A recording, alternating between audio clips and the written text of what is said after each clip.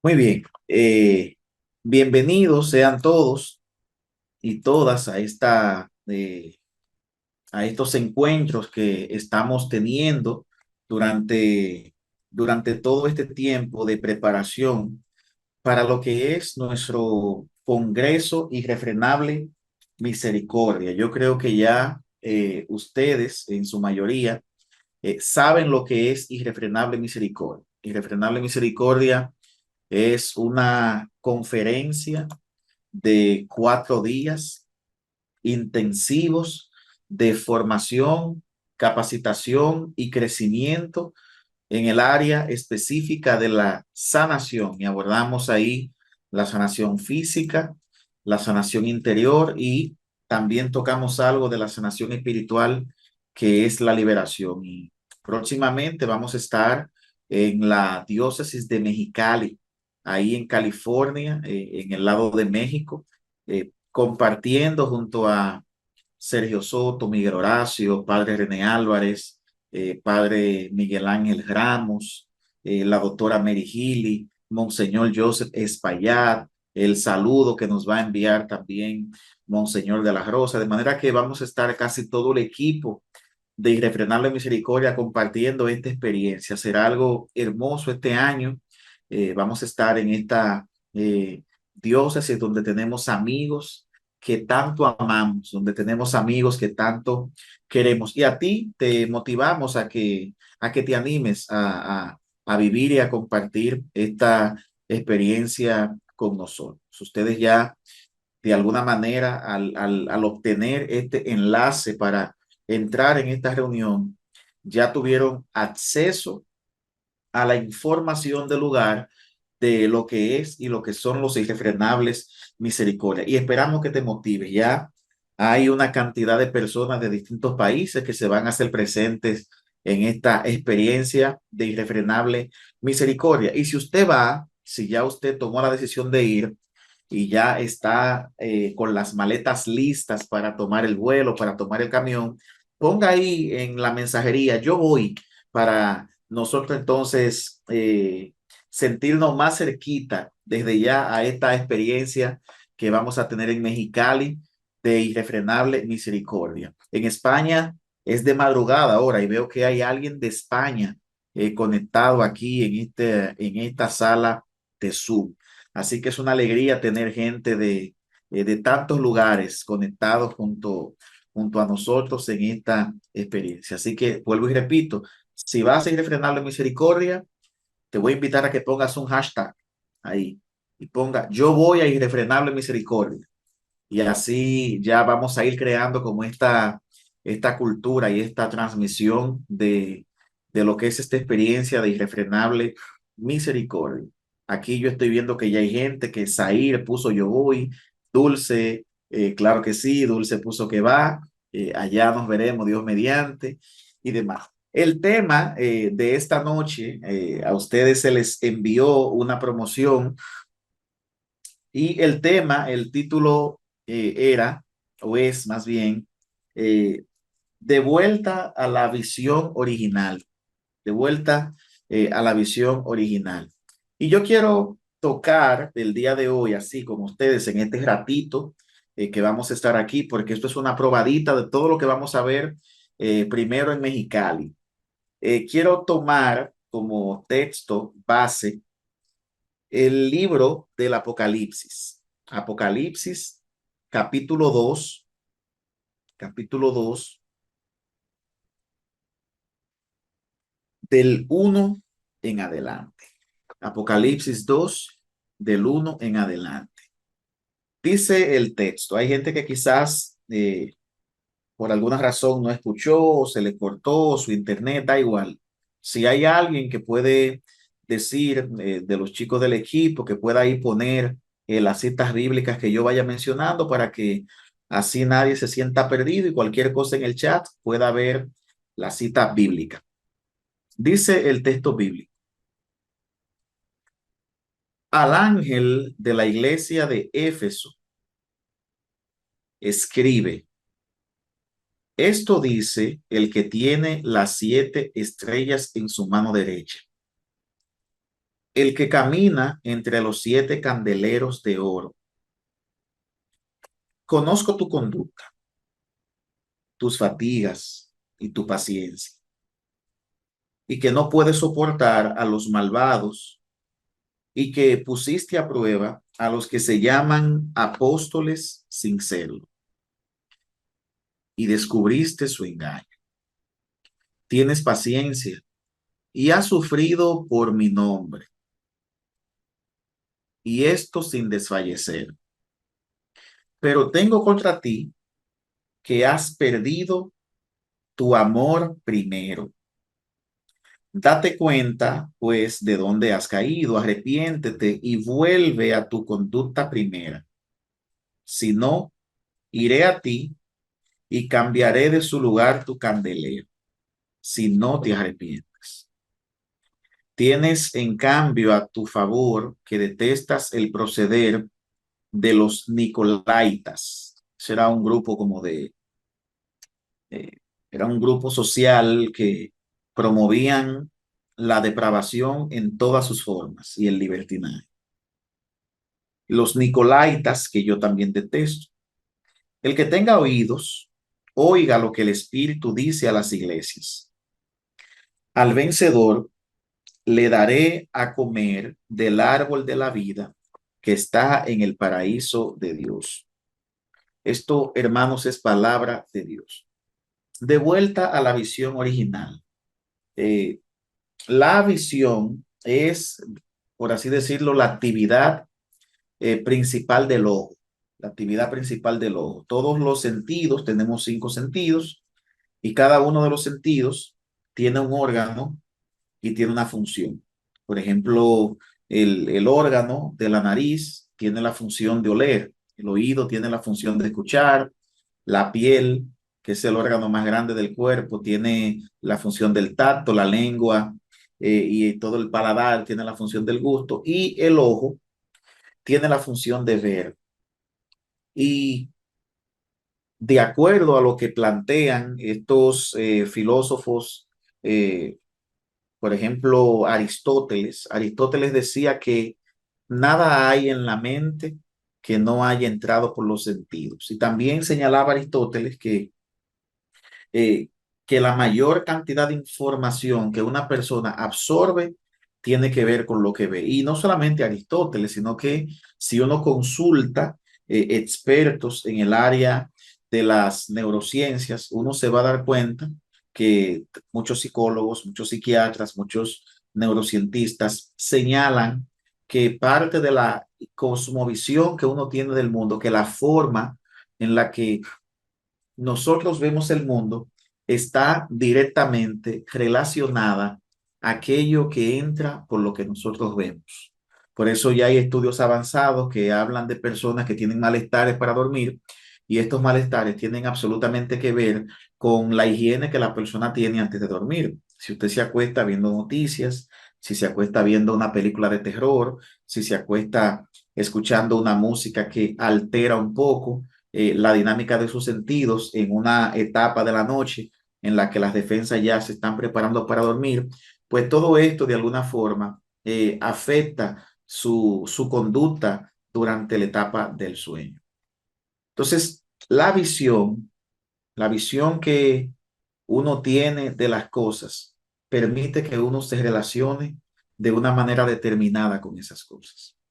La visión que yo tengo sobre el inmigrante va a condicionar la manera en la que yo trato al inmigrante. La visión que yo tengo de, qué sé yo, de las personas que están en sobrepeso va a determinar la forma en la que yo me trato con esas personas que están en sobrepeso. La visión que yo tenga de lo que es la mujer va a determinar la forma en la que yo trato a la mujer y al hombre también, de manera que mi visión determina la forma en la que yo vuelvo. Entonces, cuando hablamos de volver a la visión original, estamos hablando de ir a la fuente, a aquello que Dios quiere que nosotros veamos. Una cosa es lo que Dios ve en en su soberanía, en su omnipotencia, en su poder. Otra cosa es lo que yo veo en la visión limitada del mundo, en la visión limitada de la vida, en el efecto que el pecado ha tenido sobre mi vida. Y una cosa es aquello que Dios quiere que yo vea. Dios no nos ha diseñado para nosotros tener una visión independiente de aquello que Él ha diseñado para que nosotros veamos. O sea, imagínense los que tienen hijos. Usted es papá. O sea, yo soy papá. Ahora, yo tengo una bebé que, que cumple en unos días 10 meses ya. O sea, casi 2 años. Y mi bebé, nosotros no le ponemos televisión uno corto día, un bailecito, algo, pero no somos dados todavía a la exposición a pantallas. Pero cuando yo le voy a encender el televisor para ponerle algún videíto de un dibujo animado, un baile, animales, lo que sea, yo tomo el control de mi casa, de mi televisor, y soy yo el que pongo aquello que yo quiero que mi bebé vea en la televisión. Y yo filtro, o sea, pongo una aplicación específicamente para niños y aún siendo para niños, antes de yo exponerla a ella a que vea un video con un contenido X, yo primero ese video lo consumo yo, porque yo necesito proteger la mente de mi hija. Yo necesito cuidar lo que ella tiene que ver. Yo necesito protegerla de que ningún tipo de imagen, ningún tipo de contenido audiovisual que le pueda hacer daño entre en su mente. Porque una vez que eso entra en su mente, empieza a construir la visión que ella tiene del mundo. Dios ha hecho lo mismo con nosotros. Dios quiere que nosotros nos sentemos con Él y que podamos ver aquello que Él quiere que nosotros veamos. El problema que muchos cristianos se enfrentan hoy día con la ausencia de plenitud, con la ausencia de gozo, con la ausencia de esperanza, con la ausencia de poder en sus vidas es que precisamente no están viendo lo que Dios desea que ellos vean, sino que están queriendo ver por sí mismos. Entonces, cuando tú estás viviendo la vida y no estás viendo aquello que Dios ha determinado para que tú veas, aquello que Dios quiere mostrarte, entonces, aunque tú creas que ves, tú estás ciego. Y eso Jesús se lo dijo en un momento a los fariseos. Jesús le dio a los fariseos, ustedes dicen que ven, pero están ciegos. Entonces, eso el mismo Jesús un momento los acusó con una palabra más fuerte. Le dijo, ustedes son guías ciegos, ustedes son ciegos que están guiando ciegos. Y eso pasa porque no se tiene la visión. Aquí yo te leí algo de la carta de Éfeso, de la carta de que el ángel del Señor, en este caso el Señor, le habla a la iglesia de Éfeso. Sabemos que en la iglesia primitiva, en las comunidades primitivas, habían distintas ciudades y el ángel del Señor, aquí el libro del Apocalipsis, habla de las iglesias que estaban en Asia, o sea, un conjunto de cartas que le escribe el autor de parte del Señor a las iglesias que estaban en Asia. Y aquí, con la primera iglesia que inicia el ángel, es con la iglesia de Asia, con la iglesia de Asia. Y el ángel, ahí el Señor le resalta a esta comunidad, les resalta, mira, yo conozco que tú eres una persona que de alguna manera estás trabajando. O sea, yo reconozco tu cansancio. Yo sé que tú eres una persona celosa por mi nombre. Yo sé que tú tienes la capacidad de ser paciente, pero yo tengo contra ti que tú has perdido el amor del principio. O sea, en otras palabras, Dios le está diciendo, tú perdiste la visión original. Tú te perdiste y te desviaste del camino que yo tracé para ti. Yo sé que tú eres una persona que sirves en la iglesia. Yo sé que tú eres alguien que estás de alguna manera intentando servirme con lo mejor que tú puedes. Yo sé que tú estás haciendo todo lo posible por ser ese hombre, esa mujer de Dios sea una luz en el mundo. Yo sé eso, pero lo único que yo tengo contra ti es que tú perdiste el amor del principio. Y aquí cuando hablamos de perder el amor del principio, no quiero que lo dimensionemos a tú ir a recordar cómo fue ese momento en el que tú te encontraste con el Señor hace X cantidad de años y cómo fue esa experiencia, porque irnos por esa parte sería hacer un reduccionismo muy bajo ante un texto que nos está mostrando una riqueza invaluable. O sea, de hecho, el ángel le dice, date cuenta de dónde has caído, arrepiéntete y vuélvete a tu conducta primera. Eso se lo dice en el versículo 9. O sea, el ángel le está diciendo a esta comunidad de Éfeso que perder la visión original, perder el amor del principio, perder su primera vez es equivalente a una ausencia de conversión. O sea, esto implica un arrepentimiento. Esto que en griego la palabra arrepentimiento y conversión se resume en una sola palabra, metanoia. Y metanoia es una transformación en el sistema de pensamiento, en el sistema de creencias, en el sistema emocional, en el sistema de valores. Es una transformación de la vida de dentro hacia afuera. Y lo que el ángel está diciendo es, esta pérdida de la visión original, esta pérdida del amor primero equivale significativamente, equivale a una ausencia de conversión. La única solución que tú tienes para tú volver al amor primero, para tú regresar al lugar donde tú estabas antes de caer, es convertirte. Y en el camino, mucha gente pierde la visión.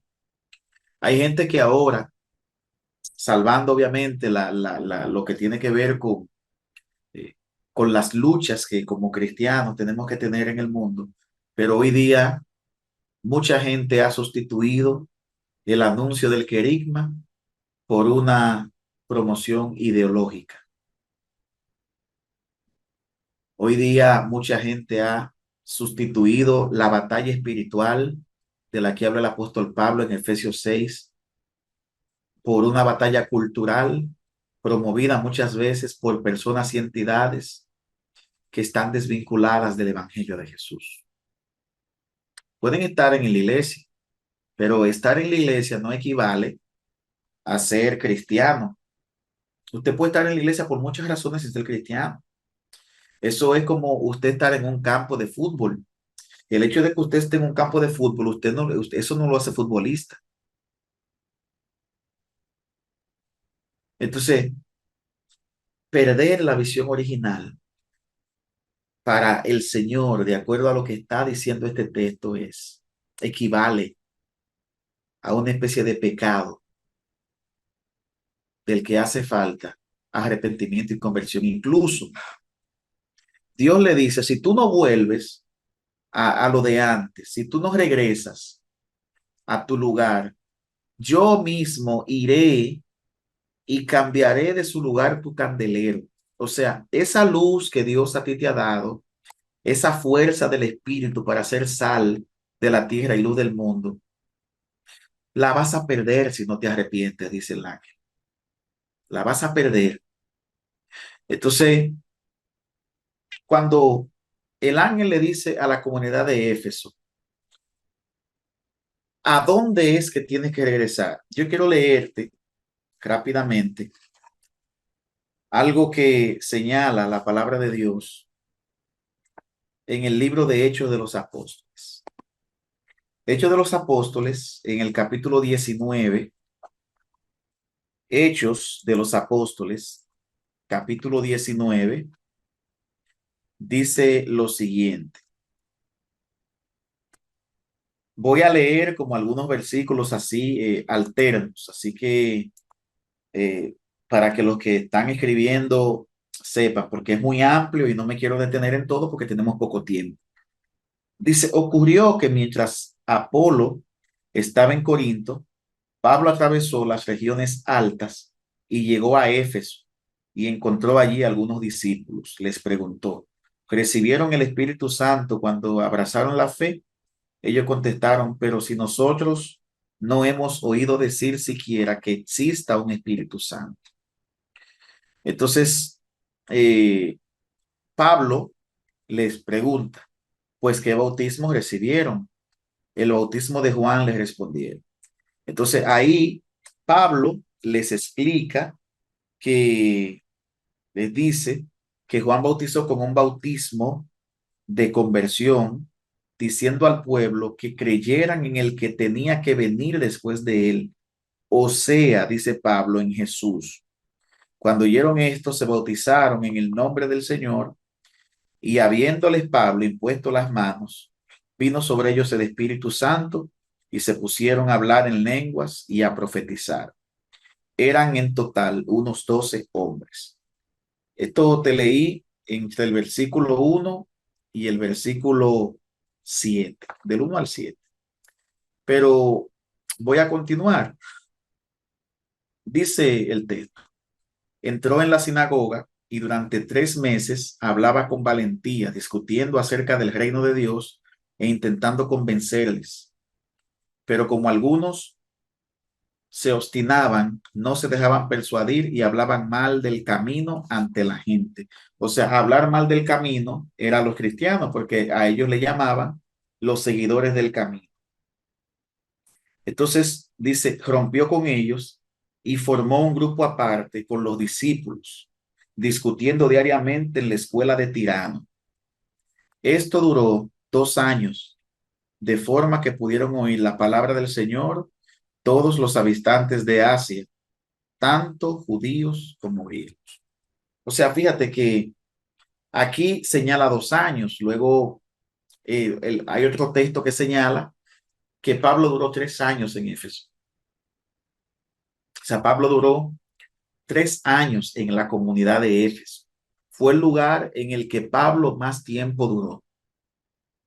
Y a esa comunidad de Éfeso, en el capítulo, en el capítulo 1 del libro de Efesios, dije Éxodo anteriormente, pero es Efesios o Éfeso, a esa comunidad de los Efesios, Pablo les dice en el versículo 15, en el versículo 15 del capítulo 1, Pablo está orando por la comunidad de Éfeso. Fíjate que uno puede conocer la visión que alguien tiene de Dios cuando uno escucha a esa persona orar. O sea, cuando tú escuchas a alguien orar, tú puedes darte cuenta cuál es quizás la visión que esa persona tiene de Dios. Y Pablo, orando por esta comunidad de Éfeso, empezando en el capítulo 15, donde dice que él no cesa de dar gracias a Dios por todos los hermanos de esa comunidad. Algo que dice Pablo en el versículo 19 es, y cuál la soberana grandeza de su poder para con nosotros los creyentes, conforme a la eficacia de su fuerza poderosa que desplegó en Cristo, resucitándole de entre los muertos y sentándole a la derecha en los cielos. O sea, Pablo lo que le está orando a esta comunidad de Éfeso y lo que le está recalcando es que la misma fuerza que levantó a Jesús de la tumba es la misma fuerza que reside en nosotros los cristianos. Si usted se lee ese capítulo 1 de la carta a los Efesios completo, usted se va a dar cuenta de esta oración que Pablo hace. O sea, Pablo dura 3 años en la comunidad de Éfeso predicándole. De hecho, esta comunidad hasta se divide porque había gente dentro de la comunidad que quizás no veía bien lo que, lo que Pablo enseñaba, y por eso dice que Pablo en el versículo, en estos versículos que te leí, del 8 en adelante, específicamente el versículo 9 del capítulo 19, que Pablo forma un grupo aparte de discípulos para enseñar. Entonces, ¿qué era lo que había en la comunidad de Éfeso? ¿Qué era lo que tenía esa comunidad de Éfeso? Que el ángel tiene que decirle a esta comunidad, a esta iglesia, le tiene que decir, vuelve a tu diseño original, vuelve a tu visión original, vuelve al primer amor. Te voy a leer el versículo 11 del capítulo 19 de Hechos de los Apóstoles. Hechos 19:11 dice, Dios obraba por medio de Pablo milagros no comunes. O sea, lo puede, si está anotando, escribirlo en su cuadernito.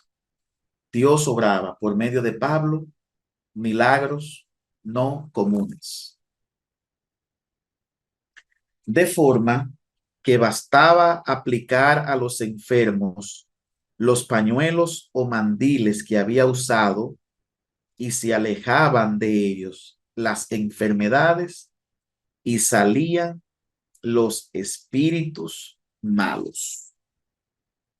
O sea, ¿cuál era o cuáles eran las características de el diseño original de la comunidad de Éfeso? ¿Cuáles eran las características de la visión original de la comunidad de Éfeso? ¿Cuáles eran los elementos característicos de ese primer amor de la comunidad de Éfeso? Eran dos. El primero, el primero, bautismo en el Espíritu Santo, y el segundo, poder del Espíritu Santo. Y cuando habla del bautismo en el Espíritu Santo, si tú te fijas en el capítulo 19, inicia el texto bíblico hablando justamente de una transición, de un cambio, cómo esa comunidad de Éfeso debe de pasar de la visión del bautismo de Juan el Bautista, que era un bautismo de conversión para anunciar el que tenía que venir, que era Cristo, a un bautismo en el Espíritu Santo, donde Cristo mismo se hace carne en quien recibe el Espíritu Santo. Cristo mismo se hace presente. La vida de Cristo es la vida de aquella persona que ha recibido el Espíritu Santo. Por eso no va a fallar Pablo cuando en la carta a los Efesios, cuando en esa carta a los Efesios, él mismo va a decir que Dios ha desplegado su fuerza poderosa sobre los creyentes, dándole a ellos la misma fuerza con la que levantó a Jesucristo de la tumba. Es decir, que el poder que Cristo recibió en el momento que el Padre lo levantó de la muerte, cuando estaba en la tumba, aquel día, aquel viernes y aquel sábado, es el mismo poder que está actuando en la vida de cada uno de los creyentes. O sea, para Pablo, el bautismo en el Espíritu es algo más que una experiencia donde alguien ora por ti, te impone las manos, tú oras en lenguas y caes. Esa es la entrada a la vida del Espíritu. Entonces, esa entrada está vinculada con una experiencia de Dios. Esa entrada está vinculada con una aceptación total de Jesucristo como el Señor y Salvador de tu vida. Y cuando una persona acepta a Jesucristo como su Señor y su Salvador, hay cosas en la vida que se comienzan a reorganizar. ¿Cuál es el conflicto que tenemos muchas veces en nuestra iglesia católica? Es que hay gente que es muy católico, gente de misa diaria, gente que reza su rosario diario, que hace devociones, que hace coronillas, y no estamos en contra de eso. Al contrario, estamos a favor de todo esto.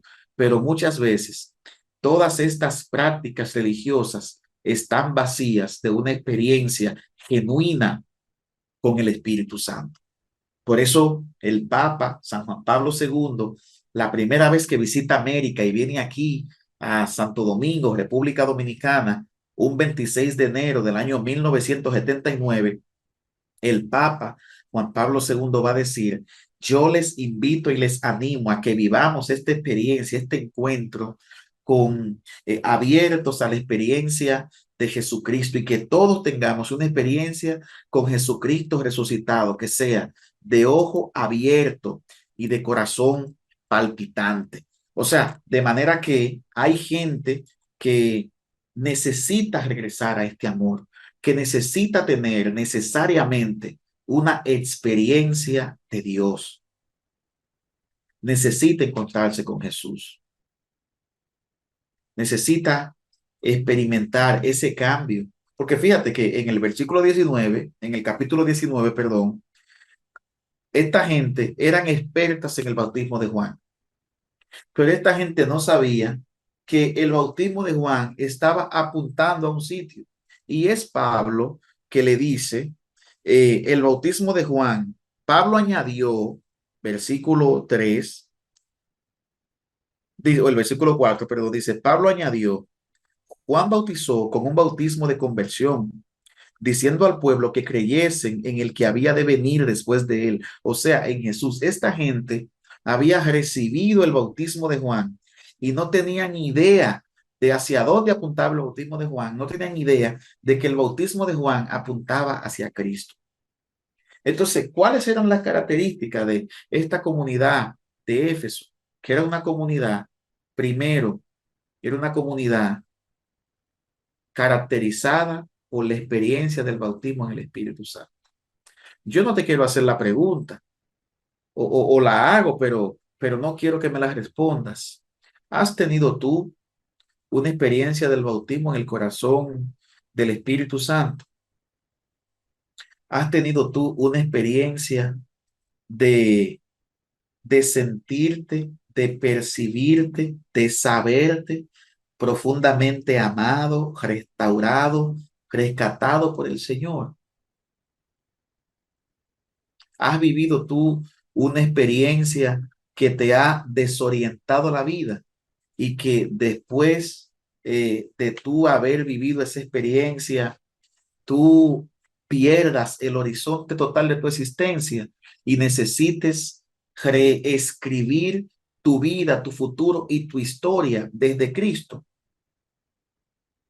Porque hoy día, en esta sociedad de lo accesorio, en esta sociedad de los elementos propios de la superficialidad que muchas veces vivimos, es muy fácil tomar a Dios como un accesorio y colocar a Dios en un checklist. Fui a misa el domingo, hice el rosario, tuve la devoción a San Fulano, fui a la patronal, hice tal cosa, y de repente podemos tener una pared llena, quizás, o sea, entienda la metáfora, no necesariamente algo físico, pero a nivel mental tengo quizás un esquema montado en el que soy servidor, tengo tantos retiros, tengo tantos encuentros, he ido a tantas eucaristías, he leído tantos libros, o sea, tenemos un listado de todas las cosas que hemos logrado, pero todo eso apunta a Cristo, todo eso refleja una experiencia viva con un Dios que me ama con locura, con un Dios que ha entregado hasta su Hijo por mí para que venga y restaure mi vida. Soy consciente de mi miseria, de mi pecado, de la necesidad que tengo de arrepentirme, de la necesidad que tengo de cambiar, de la necesidad que tengo de entregarle mi vida a Cristo, porque sin Cristo mi vida no tiene sentido y mi vida se perdería. Tengo urgencia por vivir una vida plena entregada a Él.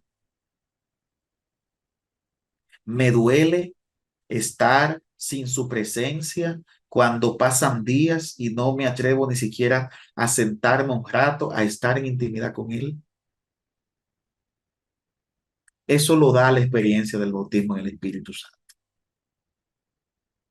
Cuando se tiene esa experiencia, eso que tuvo la comunidad de Éfeso, cuando Pablo llegó y lo primero que pregunta es, ¿usted tiene el Espíritu Santo? No, usted no es cristiano.